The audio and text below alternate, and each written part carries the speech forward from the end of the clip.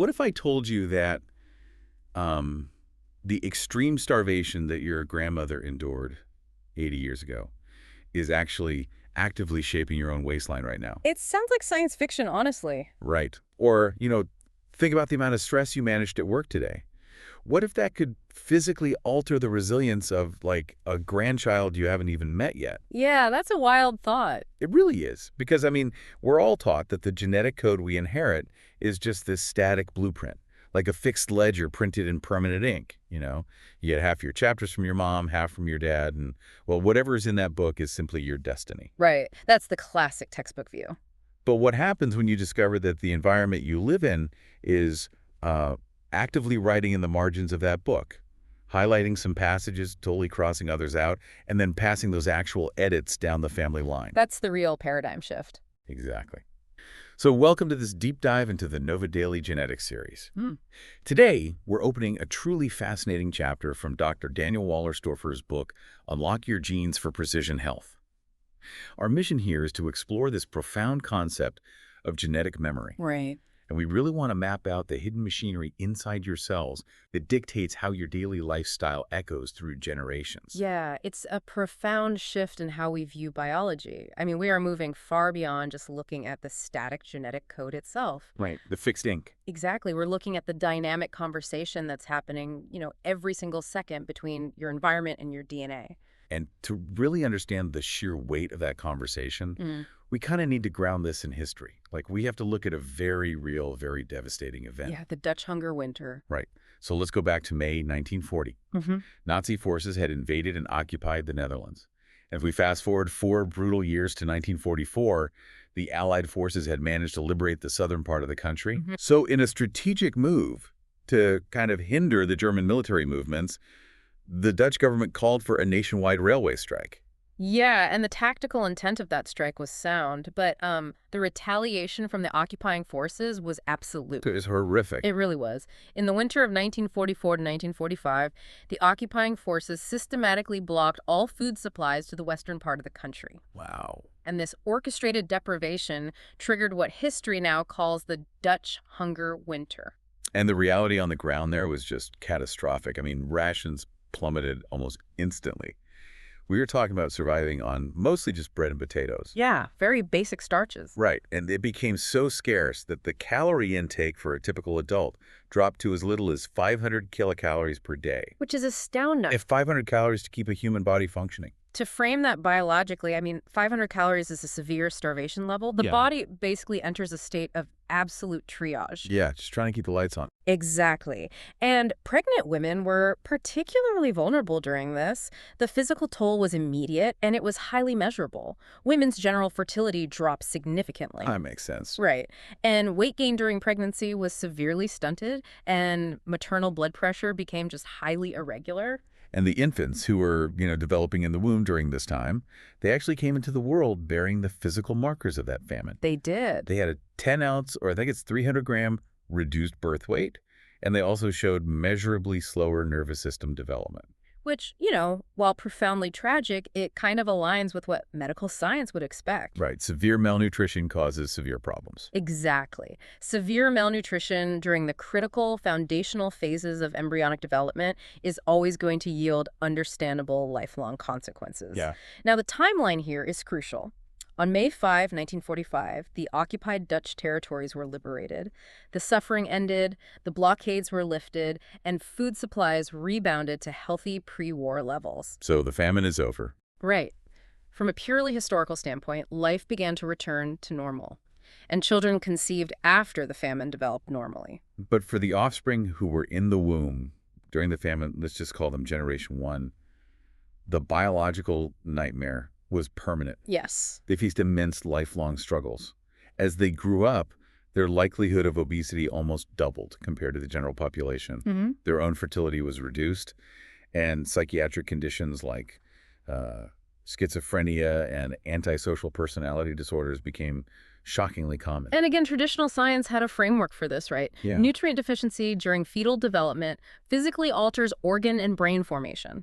Right. So it has lifelong physical and mental consequences. You can see the direct line of cause and effect. Exactly. But the true paradigm-shifting shock came much later. Right, and this is the turning point of the whole story. The shock came when Generation 1 grew up, lived their lives, and had children of their own. Generation 2. Right. Consider the context of Generation 2. They were conceived decades after the famine was over. They lived in a modern era of plenty. They literally never knew starvation. Yet, medical tracking revealed they had an 80% greater likelihood of being in poor health due to a whole multitude of medical issues. Wow. And they were significantly more likely to be overweight. Okay, let me stop you right there. Because anyone listening with like a basic high school biology background is going to throw up a red flag here. I would hope so, yeah. Right. Traditional Mendelian inheritance tells us that we pass on 50% of our genes to our offspring, completely at random. Yes. And our acquired life experiences, unless they're literally lethal before we can procreate, do not change the genetic code we pass down. Like if I break my arm, my kid isn't born with a broken arm. Exactly. So how is it physically possible that starvation experienced by a grandmother alters the health of a grandchild conceived 30 years later? That is the exact question that forced scientists to look beyond the static blueprint. And the answer lies in the biological mechanism of epigenetics. Epigenetics. Right. The prefix epi means above or on top of. So epigenetics literally translates to above genetics. It is the science of gene activity rather than the underlying genetic code itself. So if the genetic code is the text in the book, epigenetics isn't rewriting the actual words. It's changing how loudly those words are read out loud by the cell. That's a really helpful way to visualize it. Environmental factors like the extreme physiological stress of a famine have the potential to change the activity level of our genes. Okay. What the Dutch hunger winter proved is that this acquired genetic programming isn't just wiped clean at birth, it can be passed down to our offspring. That's incredible. The famine imprinted a survival program on Generation 1 in the room, and that same heightened starvation mode programming was inherited by Generation 2, even though food was plentiful for them. I really want to dig into the microscopic machinery here. Like, what does this look like on a physical level? How does the body actually execute this epigenetic programming? Well, it relies on a physical modification of the DNA structure through a biochemical process called methylation. Methylation. Okay. When a gene is methylated, the body essentially encases that specific segment of DNA in various proteins. And this physical barrier reduces or completely silences the gene's activity. So it blocks the instructions. Exactly. The instruction is still there, but the cell can no longer access it. But crucially, this isn't permanent damage. This process works in reverse, too. Oh, interesting. Yeah, that protein casing can be removed, and the gene wakes up and becomes active again. I like the analogy of like a volume dial on every single gene. If the body dials it up, the gene's instruction gets louder and the cell produces more or whatever that gene dictates. Right.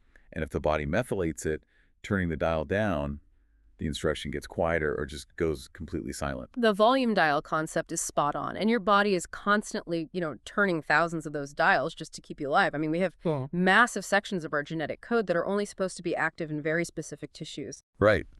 For instance, you absolutely do not want the genes responsible for producing highly acidic intestinal digestive enzymes to be dialed up and active inside your brain tissue. Oh, that would be catastrophic. Yeah. Or consider gender differences. Okay. Women carry the complete genetic instructions for forming a prostate gland. Really? I didn't know that. Yeah. But those specific genes are heavily methylated. The volume dial is turned all the way down to 0 throughout their entire lives. Wow. Epigenetic programming is the body's ultimate management system. It ensures only the right genes are active in the right place at the exact right time.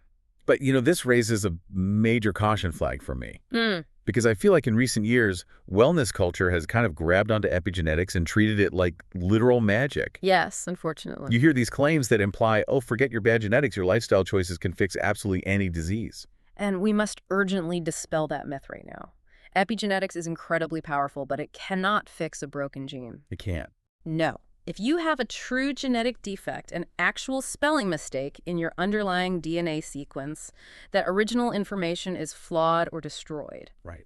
No amount of epigenetic dialing up is going to rescue its function because the correct instruction simply isn't there to begin with. Genetic effects will always trump epigenetic programming. It's like turning up the volume on a blown-out speaker. It doesn't matter how loud you make it, the music is still going to sound distorted and broken. That is precisely the limitation. Epigenetics only shows its adaptive power when the underlying genes work as intended. That makes total sense. We have to be very careful not to use epigenetics as a scapegoat for every unexplained health issue. If someone is suffering from a condition despite living a perfectly healthy lifestyle, we can't just throw our hands up and blame mysterious epigenetic factors without concrete evidence. Fair enough. But for the working genes, the environment is constantly adjusting those dials. Yes, constantly. So if severe famine can permanently turn the dials across generations, what about the slow drip exposures we face every single day? Let's talk about the specific triggers, starting with the negative ones. Okay, well, the negative triggers are deeply embedded in our modern lives. Let's start with psychological stress, particularly during early childhood. Okay. Research shows that childhood abuse doesn't just leave emotional scars. It epigenetically reduces the activity of a vital piece of code called the glucocorticoid receptor gene. And what does that volume drop mean for the person? It basically impairs their ability to regulate stress hormones, severely impacting their mental health for a lifetime. Wow. But the converse is also true. Studies show that positive parental care actually increases the activity of that exact same gene. The emotional environment a child grows up in physically alters their biological architecture. The idea that emotional care physically changes how your DNA is read is staggering. It really is. What about physical inputs, like toxins and vices? Tobacco smoke is one of the most aggressive epigenetic disruptors out there. The smoke molecules physically hijack your methylation machinery, actively silencing anti-lung cancer genes. So it's actively turning off your defenses. Exactly. It turns down the volume on your body's innate tumor defense system. And tragically, unborn children of smoking mothers are not protected by the placenta. Oh, no. They inherit a reduction in that cancer protection, and the genes involved in their own growth and development are also epigenetically silenced. That is heavy. What happens when we introduce alcohol into the system? Alcohol performs a dangerous epigenetic double negative. It reduces the silencing of anti-colon cancer DNA regions. Right. Reduces the silencing. That sounds complicated, I know, but essentially, there are regions of DNA that should be kept tightly silenced to protect you from colon cancer. Alcohol removes those protective locks, leaving you vulnerable. Oh, I see. It turns on something that should be off. Precisely. Furthermore, if an unborn child is exposed to alcohol, the vital genes responsible for developing memory, learning, cell division, and growth are inappropriately silenced. And it isn't just what we consume, right? It's the rhythm of how we live. Very true. Like shift work, being awake and working under artificial light at night. I read that creates a fundamental mismatch with the body's expected biological clock. Yes. And that disruption physically changes the epigenetic activity of genes involved in inflammation and the immune response. We see a similar chaotic turning of the dials from environmental toxins, too. Arsenic exposure generally reduces gen silencing across the whole genome, basically waking up unwanted destructive genes. Unwanted chaos. Exactly. Air pollution and fine particulate matter negatively reprogram genes related to oxidative stress and the stability of our chromosomes. Wow. Even the smoke, soot, and ash from burned food contain compounds called polyaromatic hydrocarbons, or PAH. These PAHs specifically target and incorrectly program the genes that protect us from cancer and regulate our immune system. Man, if I'm listening to this right now, I might be feeling incredibly anxious. I mean, we are surrounded by pollution, stress, and disrupted sleep. It can feel overwhelming. Yeah. We need to look at the positive triggers. How do we deliberately turn these dials in a favorable direction? This is where targeted nutrition becomes your greatest tool. Let's examine polyphenols, which are natural defense compounds found in plants. Okay, polyphenols. Green tea contains a highly active compound called EGCG. Soybeans contain phytoestrogens, specifically compounds like genistein, biochainin A, and daidzein. Okay, genistein, biochainin A. Those sound like highly complex lab chemicals. They sound like it, but they are entirely natural. And inside your cells, they act like highly specialized microscopic lockpicks. Lockpicks. Yeah. Here's the mechanism. Cancer cells actually weaponize epigenetics to survive. A tumor will actively push methyl groups onto your body's anti-cancer genes to silence them. Oh, so the cancer turns off the body's alarms. Exactly. But these specific compounds from green tea and soy can infiltrate the cell, literally rip those unwanted methyl groups off the DNA, and reactivate the defense genes that the cancer cells tried to switch off. That is incredible. So drinking a cup of green tea is essentially deploying reinforcements into a microscopic turf war over your genetic dials. It's exactly like that. And physical activity acts as another powerful reinforcement. Really? Just exercise? Yes. Regular exercise has been proven to epigenetically silence specific DNA regions that would otherwise promote an overly strong inflammatory immune response and destabilize our chromosomes. That's amazing. By deliberately silencing those dangerous regions, exercise physically protects you from heart disease and stroke at a fundamental genetic level. Okay, so we have established what turns the dials. Starvation, trauma, tobacco, green tea, exercise. Right. But this is the deep dive, and we need to understand the how. If I want to optimize my health, I need to know how the body actually manufactures the biological fuel required to turn these epigenetic dials. Okay, let's get into it. Walk us through this methylation machinery. Think of it as a highly sophisticated, multi-layered biochemical factory assembly line. And it happens in 5 distinct steps. Okay, 5 steps. Got it. Step 1 is the threat. As part of normal metabolism, your body naturally produces a toxic byproduct called SAH. SAH is dangerous because it physically blocks healthy methylation. Okay. It clogs the gears of the whole epigenetic system, so it has to be cleared out immediately. So the factory floor is basically producing toxic waste that stops production. Correct. So the body uses a specific gene called the AHCY gene. AHCY? Yes. The AHCY gene's job is to convert that gear-clogging SAH into a different substance called homocysteine, or hycogens. Hold on. Anyone who tracks cardiovascular health knows that homocysteine is also terrible for you. It damages blood vessels. It is entirely harmful. The AHCY gene essentially swaps one toxic waste for a slightly more manageable toxic waste. Oh, great. Right. But this new waste homocysteine can be processed further down the line. Which brings us to step 2, the primer. To break down homocysteine, the factory needs active folic acid. So we just make sure we eat leafy greens, or we take a standard folic acid supplement. That is the raw material, yes. But inactive folic acid cannot be used by the factory. It must be chemically activated. Oh, I see. The body uses a gene called the MTHFR gene to convert that inactive folic acid into active methylfolate. I want to pause here and highlight this for the listener because this is a massive practical hack. It really is. The MTHFR gene is notorious in the medical community for having very common genetic defects.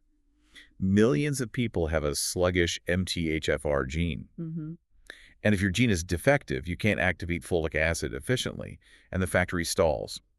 But you can bypass this broken machine entirely by simply skipping regular folic acid supplements and taking active methylfolate directly. You just hand the factory the finished product. That is the perfect application of this knowledge. It's a direct bypass. Now, moving to step 3, the breakdown. We have our toxic homocysteine waiting on the belt, and we have our active methylfolate ready to go. The body now brings in vitamin B12 and the product of another gene, the MTR gene. So the ingredients here are methylfolate, vitamin B12, and the MTR gene product. Yes. These 3 components combine to build a complex, heavy-duty enzyme.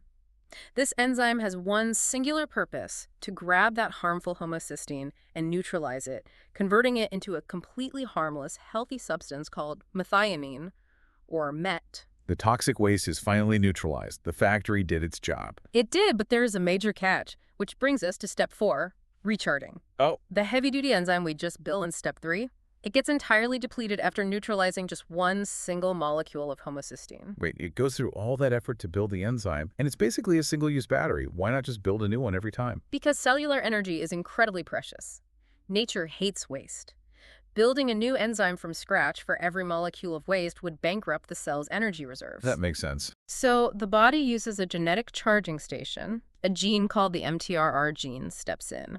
The MTRR gene recharges the depleted enzyme, restoring its function so it can process the next homocysteine molecule and the next and the next. That is an elegant piece of engineering. So the MTR gene builds the machine does the heavy lifting and dies, and then the MTR gene plugs it back into the wall to revive it. Elegance is the exact right word for it. And finally, we reach step 5, the fuel.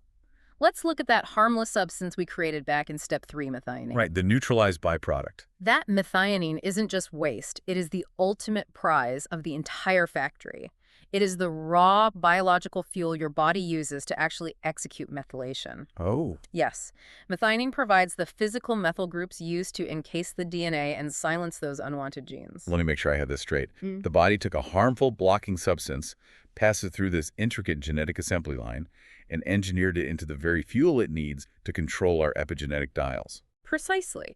And consider the broader implications. That methionine fuel isn't just used for epigenetics, it is also the exact biochemical fuel required by the COMT gene. Oh, we have discussed the COMT gene before in relation to stress and anxiety. We have. The COMT gene is responsible for breaking down dopamine in the brain. Right. Dopamine is an excitatory neurotransmitter. When you face a stressful situation, your brain floods with dopamine to make you alert.